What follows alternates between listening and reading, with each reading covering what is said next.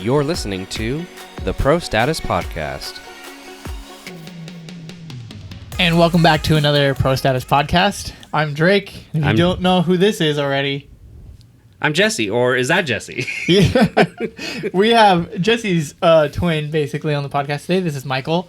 And Michael's worked with us for a bit, a couple years now. He's actually my stunt double.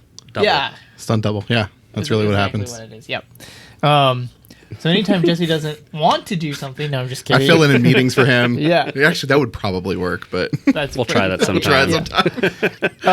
Michael does everything: video, photography, graphic design, live streaming. Yeah. He does a little bit of all of it and has his own YouTube channel. Mm-hmm. So we'll post that down there so you can go give him a follow. Yeah. You and your wife. It's me and my wife, both of us. Yeah, it's about food and stuff. And it started off about life, and then it just kind of like we realized, oh man, we just love food. So it just went in that direction. Speaking of that, I had a donut in the airport.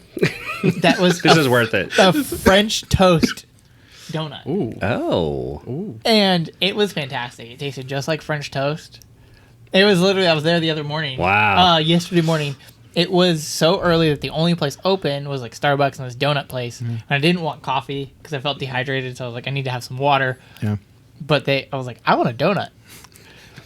And French toast. Oh, it was actually good. Really good. It That was a good. very fancy donut place for the airport. Yum. That's awesome.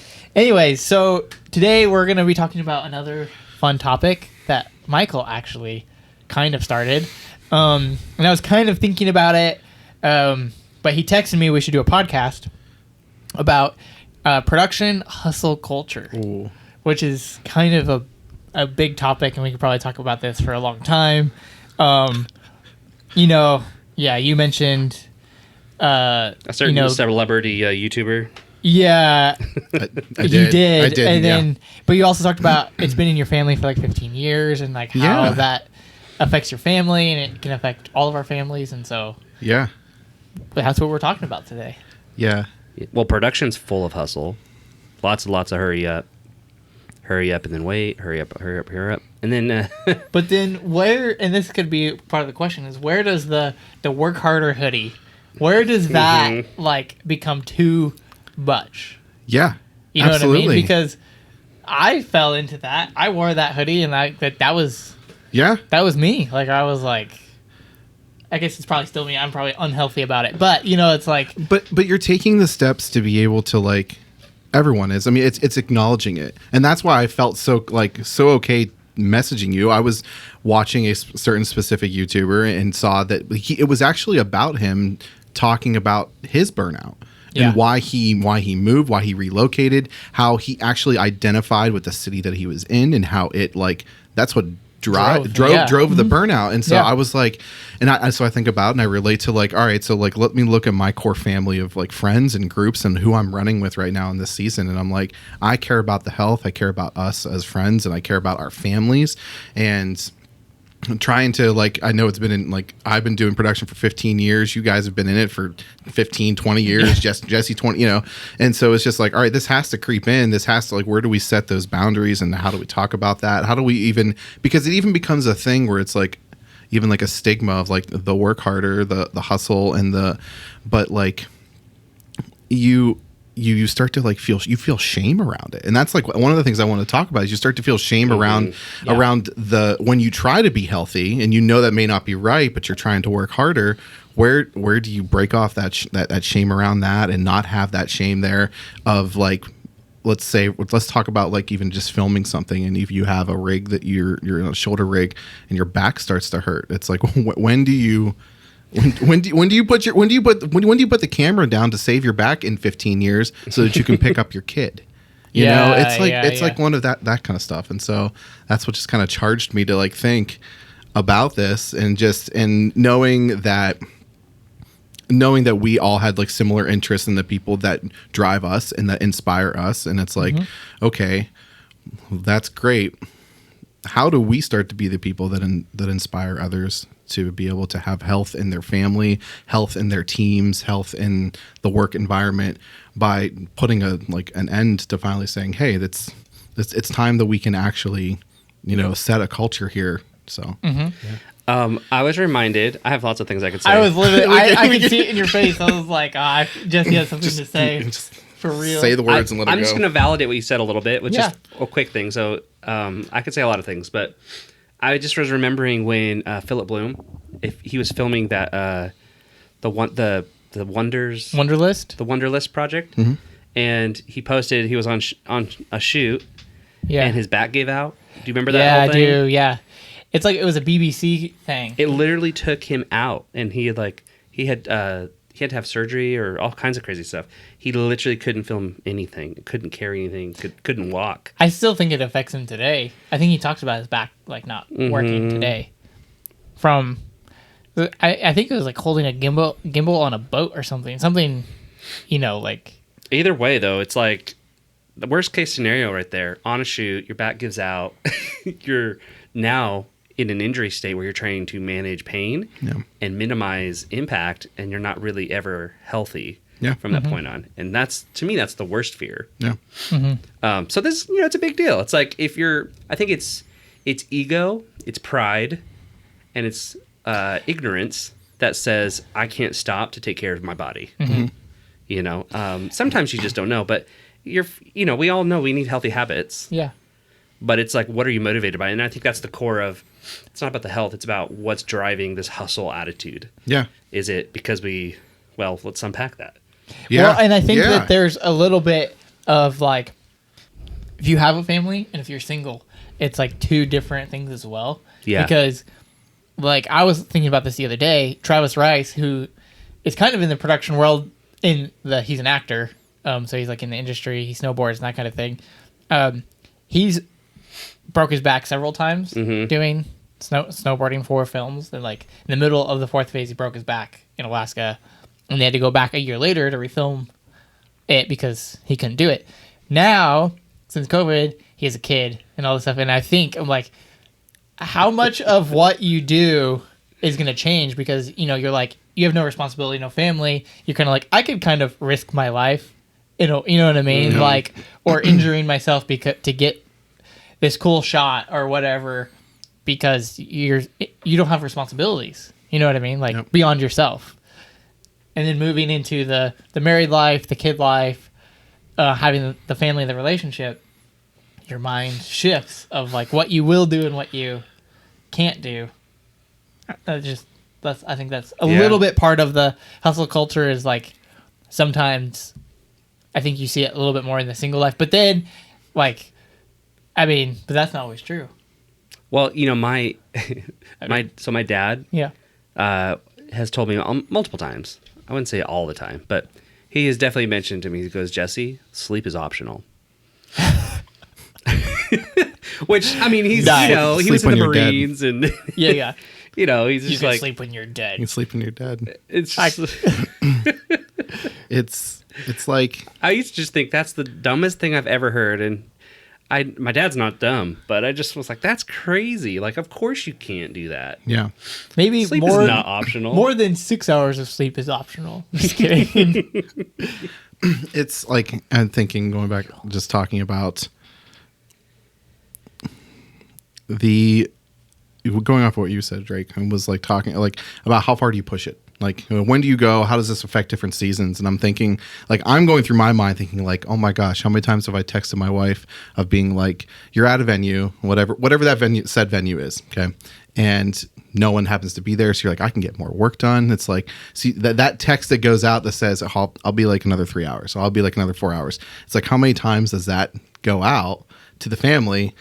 That's like, okay, you, in your mind and in like during that time, you're like, okay, this is like a one-time thing, but then it becomes like a multiple year thing, and it keeps kind of going, and it just kind of becomes your life. And I think about my wife and all the times that she's like, I don't understand why you always have to be the last person out of what you're doing. The first person in, last person out thing. Yeah. So I mean, that was one thing I wanted to bring up because it's I think it's I think that it's kind of like we've set that culture around that, and I don't think that we necessarily have to, Well, it's really funny is the pro status name. Yeah. That came from that year. It was driven from the first person in. Mm-hmm. Remember? Yeah. It was like at the church at 5 a.m. And it was like, I remember Chad posting a video or whatever, and he's like, I beat Jesse Maitland in pro status. And that's literally like kind of how the whole thing, and then it kept going that year. I think that's I think that's amazing, because I think all of us have kind of realized, what does pro status actually mean? It doesn't have to mean the first person. Like, I think what pro status means to me is, when taking this subject and thinking about it, it's the empowering your team so that it's not always the same person who's there first. It's not always the same person who's there last. You get to leave. You get to leave before someone else, and there's no shame around that. There's no bad blood. It's just you're being healthy, but it's creating a culture with a team that they think in the same way as you, so that there is no like, well, why do they get to leave? Why they're our boss and they're leaving, or something like that. It's like, no, like, this is when I have to leave to be able to meet my family. And it's the same thing, but there's also communication. Like, your teammates, your employees or whatever have to communicate that, to be like, these are my boundaries. It's setting those boundaries and everyone being okay with the boundaries that we set. And so, well, pro status was actually, the idea was creating culture where we don't show up and do the minimum. Like, industry wise, most contractors show up and they only do exactly what's asked. Nothing the more. Minimum amount, nothing more. They don't think creatively. They're disengaged oftentimes. And we're all about, how do we show up 100%? What that doesn't mean is that we show up, do the minimum, and show up early and work harder, because working harder is not always smarter, right? Like, that doesn't mean much if being fully present, giving your best is the goal. I think the thing I would highlight about what you just said was, in our environment, we have a lot of people who we could check out, and I think it's our desire to be the best that makes us work harder and push and show up early, and a lot of our banter comes from that. And so it's a good thing, but really it's supposed to be, we do support each other, because we're all invested in this together, right? It's not just it's a shared vision. It's not just us getting a paycheck, which I think is beautiful. And I think that actually is the pro status mark of, we recognize and we align or partner with the client or whatever the purpose, the mission, vision, whatever. We're aligned with it, and we've aligned our work ethic with it. And to me, that is the pro status. Yeah. And I think some of it comes from just like leading by example. Yeah. If yes, us as leaders, if we're constantly like not setting those boundaries, not, always showing up first, always leaving last, that kind of thing, and not setting that example of like, all right, I'm done, I'm going to go hang out with my family now. I think in the younger generation / the people that aren't married or have relationships or whatever are, they can start learning from the people that do, of like, oh, they are setting a healthy boundary, and it's not that we're piecing out, like, I don't care, I don't want to do this. It's like, our shift is done and it's time to go home and spend that time with our family, you know what I mean? And setting up those boundaries to where that works. I know, like, on Sunday, Blake does that. Like, he's not there at night. He works the morning, and he goes and spends time with his family. You know what I mean? And so it's that kind of thing. And I think some of it might come from the fear of missing out, like the staying to the end. You know what I mean? That's true. I have bad FOMO, so I can think of people. I won't name, but I can think of people where I'm like, oh, there's definitely a little bit of the fear of missing out. Yeah. But we can see from the outside that you aren't, you're not protecting yourself and giving yourself healthy boundaries just because you're afraid of missing out, and which I've dealt with before too. You know what I mean? Like, I'm not perfect in any way. I've definitely been like, I'm gonna go work because I'm scared of missing out on something. You know what I mean? Like, and I think even one of the things, like, thinking about that, I think that one of the things that I was even, let's just say in this past year, of missing out on, I would stay after we were done, and I would just kind of hang out, because I think I was feared of like missing out of like connection. Like actually just getting to connect, build relationships, which I did, and I'm really thankful for. I mean, both of your relationships came out of that, but like I now think about this. I'll bring up another point to this. I was in counseling a couple weeks ago. I highly recommend counseling for everybody. And guys, there's not a poor stigma around that. Like everyone just needs counseling, and it's good.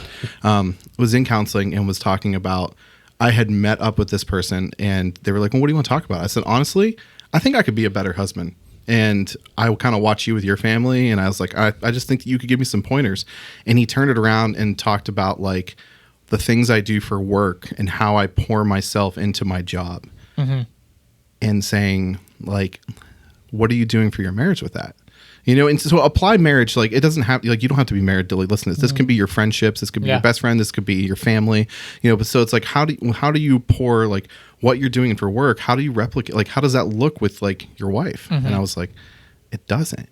And so what I'm saying to this is that like, instead of like going home and having like connection time or like talking with my wife, I was doing it with other people instead of not finding like that boundary and that healthy balance of like, maybe I shouldn't have stayed after, or that's like my time is when my shift starts and then when my shift's over, and that's when I connect. And then I then go back, I could go home and then I spend that time connect with my wife. But then to like lead into this topic, it was kind of like what am I doing?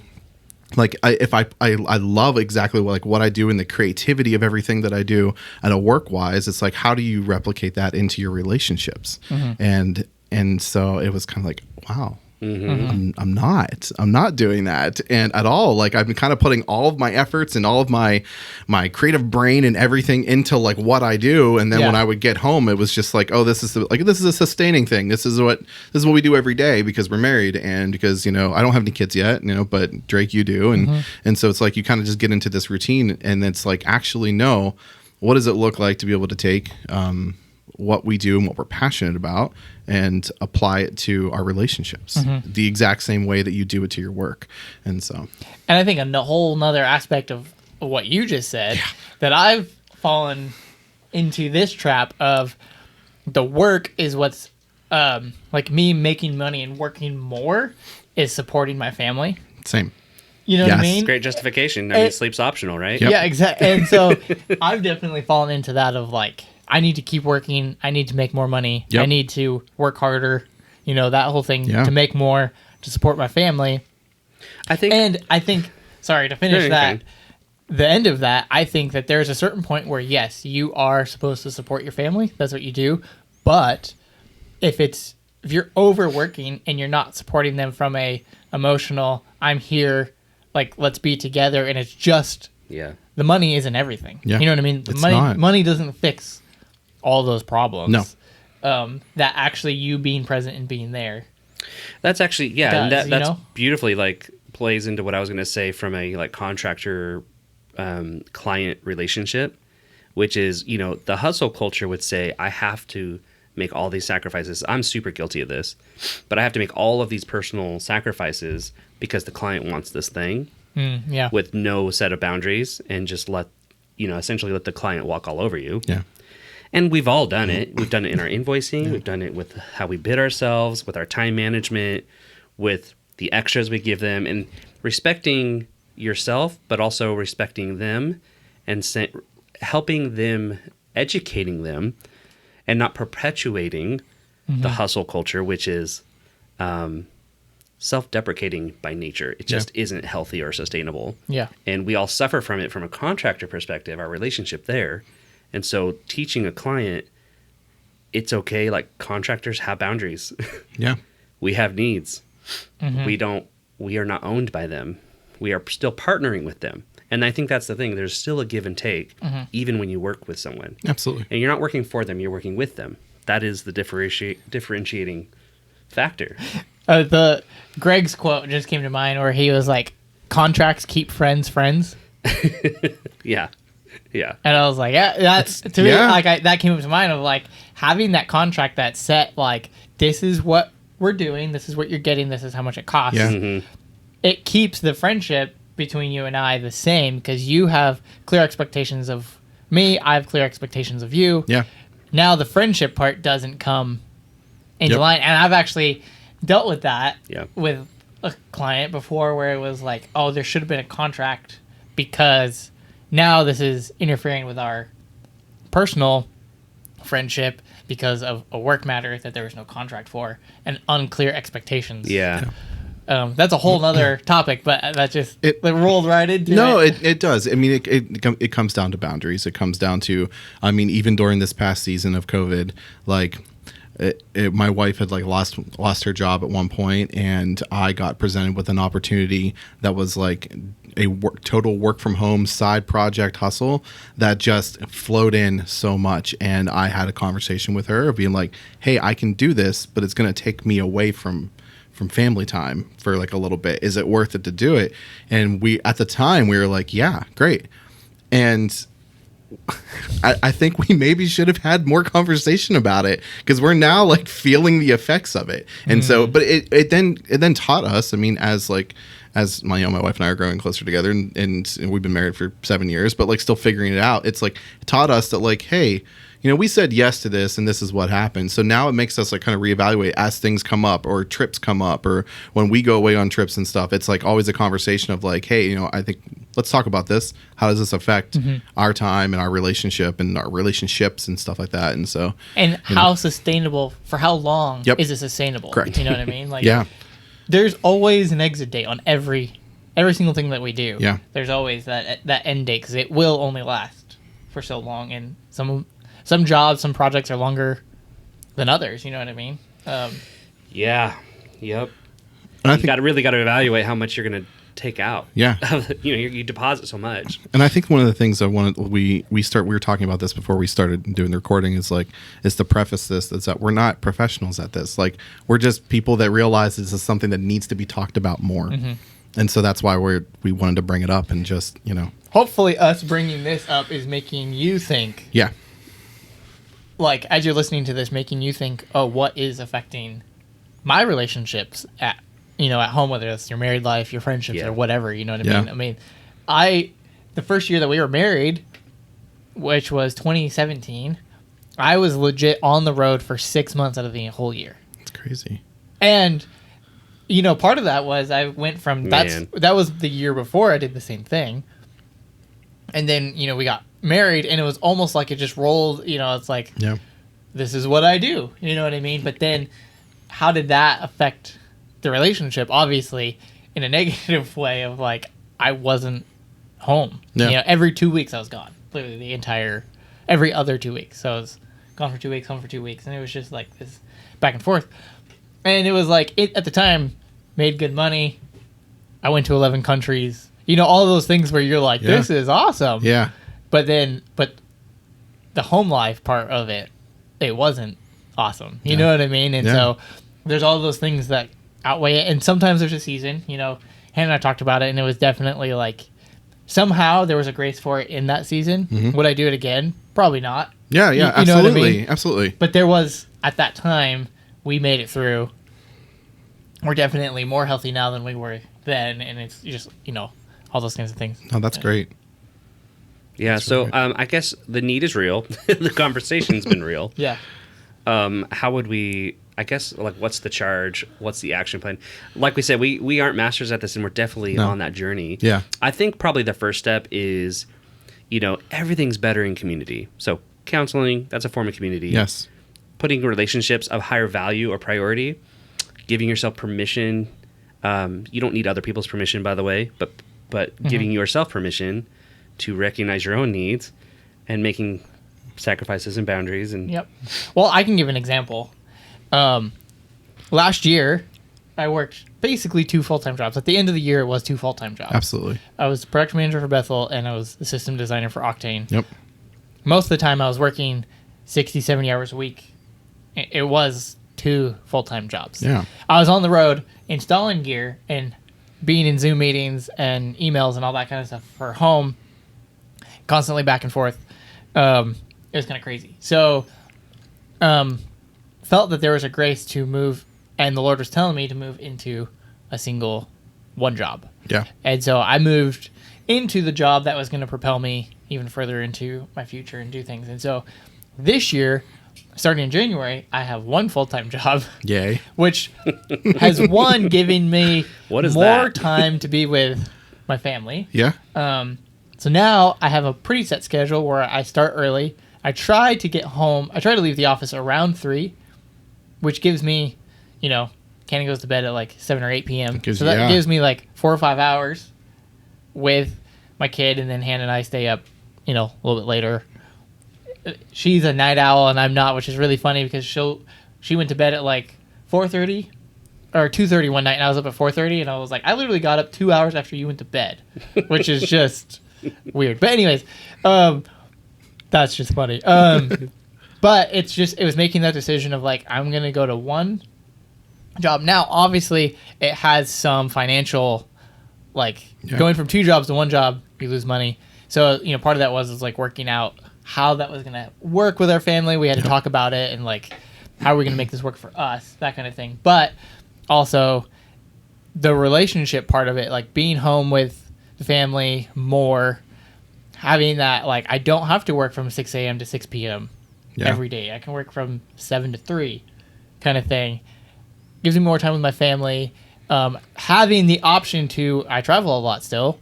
So if I'm going to be gone on a trip, I usually try to take 1 to 2 extra days off the week before I leave. Mm-hmm. Or I take a couple of days off right when I get home kind of thing.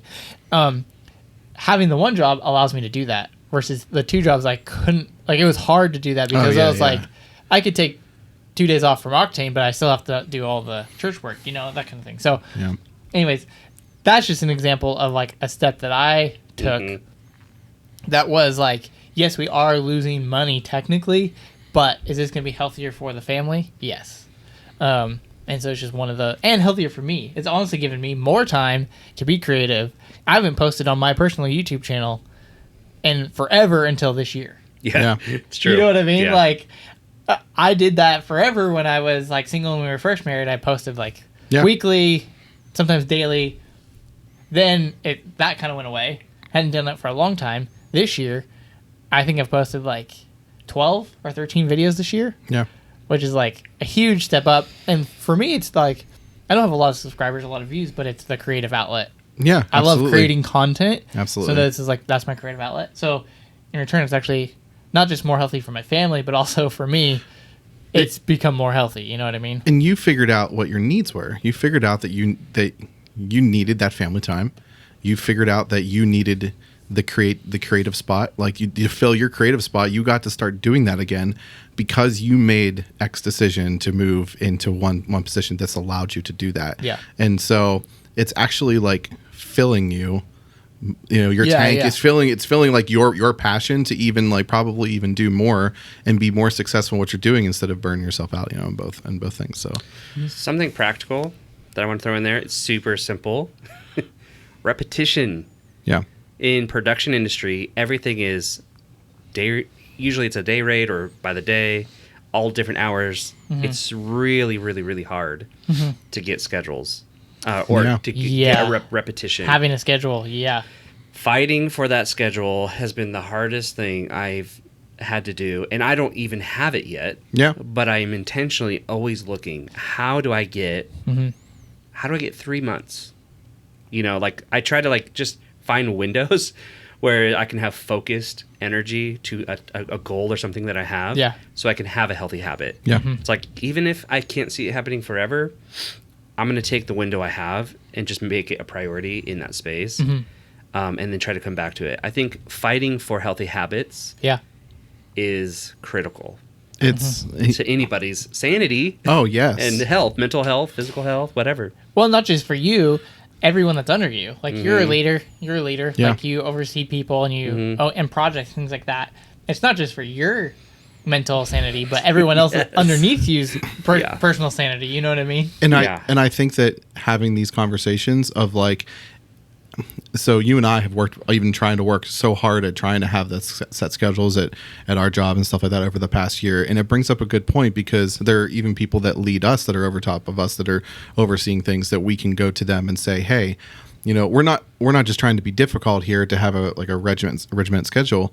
We actually are trying to protect our people. So by you being able to have a healthy schedule, it actually bleeds down into everyone else, and to be able to set that. And so it's not just for the people that are underneath us. It's not just for the people that we're alongside us, but it's also the people above us as well.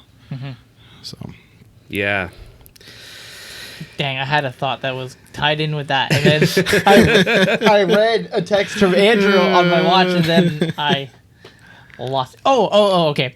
That's the other practical step, I think, is once you're creating these healthy, like the healthy schedule, the sustainable schedule, that kind of thing, is introducing a hobby. Yeah. I agree. I mean, it could be a 20-minute window every day where if that's the repetition and that's the thing you have. You own it. Like, going to the gym. That's going to feed you. You know what I mean? Yeah. Like, it could be a practical thing, but Brian always talks about it. And we could post a link to a whole 40-minute talk about this. But it's having that hobby that isn't tied to your work. Which is now we're talking about burnout. Like we were talking about. Yeah, but I think that's the burnout could be its own podcast episode. Yeah, for but sure. With the healthy habits. Yes. I just wanted to throw that in there as like one of the healthy habits that you should it's a charge that you should go towards is having that hobby, finding that hobby. You might be thinking, like, the first time I heard that, I was like, wow, what's a hobby that doesn't involve work? You know what I mean? Same. Like, all of my hobbies have become my work. Exactly. I don't one that, like, in that thing that you were talking about with Brian, I remember I heard him do it once live, and I remember him specifically saying about some of the guitarists that are on his team, all these young guitarists that love playing guitar, and they build out their pedal boards and they get really excited about it, and then all of a sudden they actually then get hired to do it. And what was their hobby now becomes their job, and they don't know what to do. I mean, even for me, like, video was a hobby. It's now definitely my job, and it was like, what? I was literally just doing this to have fun, and now this happens. So now what do I do? Yeah, what's the hobby? What's the hobby now? I think I even, like, personally for myself, I push photography for being the. I know it's kind of like in the same realm, but I did. I'm right there. I like photography. No, I That's did. my escape. I had to push photography into that realm where people started contacting me like, "Hey, I want to hire you to do pictures." I'm like, sorry, I don't do that anymore, actually. And so I just kind of putting up that boundary of like this really getting to do that, and like the creativity side brings me life, and I enjoy it when I get to like have it's not really a client thing. Yeah. And so like that pushed me into like this is actually more hobby. So I would say probably maybe that's my hobby, or food with my wife, like that's a hobby, like getting to cook and stuff like that. It's fun too. That's funny. I think so. For me, just a little thing. Production, we do lots of it. I like production. I actually enjoy it. I get a lot of joy from it. What I find brings me all do. Fulfillment. That's our job. I know, but like what brings me the fulfillment is when we are creating the conversation. Yeah. It's like when we are creating spaces for real conversation, the things that matter to me, that aren't for other clients but matter to me. I get a lot from that. Yeah. And that's probably makes us different than a lot of production guys out there. We're not alone, but it's a lot of people are there to serve and what support would be their clients. Would you call that your hobby? What's your hobby that's not around work? What is your hobby? Oh, guys, I mean, I love photography. So like when we go outdoors and do stuff, I love taking pictures. Okay. To me, that's freaking fun. And I know we kind of talked about it a little bit. Jesse and I have talked about it a little bit, but like, we did the Adventure Driven, the Project Overlanders thing, and it's hard to not try to monetize that. But as soon as you monetize it, now it's not a hobby. You know what I mean? Like, that's like the hardest part for me. I mean, I would say the last year. We just want to monetize it so we can have free vacations. Really, but. The last year, 2 years now, we're coming up on our 2-year mark. My hobby, I would say, has been my house. Okay. I'd agree with that. All right. Like, I don't make any money off of it, but I'm redoing my house. Floors, paint, plumbing, electrical. Yeah. That has, for the last 2 years, that's kind of been my hobby. This year, a little bit into, I bought a truck and got to outfit it, and all. Like, that's kind of a hobby too. Has not, like, I don't make any money off of that stuff. That's all costing me money. You know what I mean?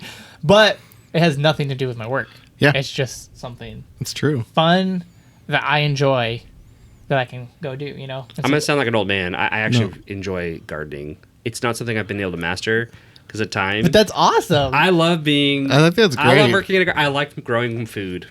That's cool. I love food and I like to grow it. that's that's good. fantastic. Yeah. Like, I think so. Like I binge watched the. watching TV is that your hobby? No. Everyone in 2020, I know. that's their new hobby. I wasn't feeling right. I wasn't feeling the greatest, so I binge watched Homestead Rescuers or Rescue or whatever. Homestead Rescue. Literally just a bunch of homesteaders all over the world. And I'm like, man, that sounds so great because it's all about self-reliance. Yeah. Which is just fun for me. I think anything survival, self-reliance is a great escape for me mentally. What's the big Netflix like documentary thing about food everyone loves? Ooh, there's a lot. There's a bunch. I mean, and of course I'm The gonna one go where blank. they travel all over the world. Like they have a barbecue edition. They have like Mind of a Chef. No, it's not Mind of a Chef. Master's Table. It's Chef's Table. Chef's Table. There it is. That's what it is. Yes. Which if you're a video person, that thing is. I will sit there and watch some of those episodes on mute. Not just To watch it. Yeah. The beautiful. Yeah. It's so gorgeously filmed. Yes. It's So amazing inspired. food. And I remember Liam and I were watching. This is like we're nearing the end of our podcast here, but like Liam and I were watching the barbecue one while we were in Dallas, and there is that one place down below Austin, like down south of Austin, that they are only open on Saturdays for like Barbecue place? Yeah, from like forget what it's called. Mm-hmm. It was open from like 6 a.m. to like 11 a.m. Is it that old lady that? Yeah. Oh, you went there? We were talking about it because we were like in Dallas. We saw it and we're It's like, on my list. Yeah. it's only 3 hours away. We should, Oh yeah, we talked about this. That's right. But yeah, it's such a gorgeous. Like, the barbecue one is a good episode too. It's a season. They have a whole barbecue season. Yeah. Is it a series of barbecue? Yeah. It's like 12 episodes of each just episode barbecue. features a different. They have and a like 5 guy- of them are all in Texas. Yeah, of course. And then there's like a guy that like ages the cow for like 200 days, amazing. which is just like Yeah. shouldn't happen. Yeah. Yeah. But gorgeous to watch. It looks so good. Not so just the food, but like It's all in like. it's all on Leica lenses. It's like a with- class at like 1. Right. 1.0 is like what it's most of it's filmed at. I read a lot of stuff. Yeah, about it's it. like all on red helium. Yeah. Just Crazy. like, or actually, I think the first one was old dragons, like epics. Like Yeah. the Whoa. old epics with the Leica glass. Just goes to show, like, if you pay a lot of money for something, the investment lasts for a long time. Dang. That's Anyway. good. If Okay. we had to round this out in a quick couple minutes, if we had one charge, now you started this, but like just a simple statement that we could like kind of like encourage different leaders and people, even if you're not a leader and you're wanting to be or you're part of a team, how could we encourage somebody? What would we say? Encourage them to what exactly? In this topic Of energy management, really? Yes. Of energy management. Okay, so yeah. I said this phrase earlier, and I want to interject it because I think it says a lot about who I am, but shows how I guess, the way I lead myself, right? Pro tip. If you feel like you don't have leaders or people mentoring you in your life, Ooh. learn how to mentor yourself. Or Ask find yourself, those- Or find them. or find them. But Yeah. like until you find them, you have to learn how to start asking yourself the right questions that lead you on the right path. Correct. Yeah. It's weird to say that, but it's the It's truth. true, yeah. Yep. No one will ever be perfect for you. So learning how to do that is invaluable. But one of the things I like to say, I've been asked multiple times, how do you have the energy to do as many things as you do? Because I think we all are guilty of being focused on too many things. And that's really what we just talked about. But I think a lot of it is there's busy work and then there's this other source of energy, which is like the hustle part. Yeah. But if you can transition it to where you're saying, hey, for me, when someone asks me the question, I say, I'm running on passion. And that's my energy source. Because passion will get you across the finish line in a way different capacity. Yep. Yeah. And it will tap into a whole different bank of energy that's not going to draw and deplete you. It's going to continue to fill itself. Yeah. And so So- when you attend to your relationship successfully, you'll actually find that when you're able to tap into the passion source of energy, it's actually exponential. So maybe you need to find your passion. Yeah. Or at least, and if Figure out what it is. let it propel you, because passion isn't always the task. Sometimes the task is the vehicle to the passion, right? Sure, so it's not like we can't all live the perfect dream. Yep. But it can, what you're doing can help get you there. So Absolutely. learning how to tap into passion, I think, is a big one for me. Yeah. I think that mine would be to be able to, the power of your no. Your no, your no to things that just falls in lines with boundaries. Yeah. That falls in lines with being able to influence other people. What I was talking about, like having that shame of like, you know, the what you say yes to, and then taking things on and hurting yourself later in life, and like all that, whatever it is. Yep. But being able to learn the power of your no is probably the biggest thing that's actually going to influence the people around you and make people feel comfortable and want to run with you and run and serve underneath you. Yep. Well, if that doesn't inspire you, I don't know what does. So, you know, thanks for listening, guys. We'll post some links down in the notes. And if you're not subscribed, make sure you hit subscribe. Drop us a tweet or Instagram message if you have a topic that you would like us to discuss. And I'll definitely be chopping social media posts on my couch while I'm binge watching something. Yeah, exactly. Thanks for having me. So Yeah, thanks for having me, guys. Appreciate it. Yeah. We'll see you in the next one. See ya. bye, guys. Thanks for listening to the Pro Status Podcast. Be sure to go to the website and download all the episode details.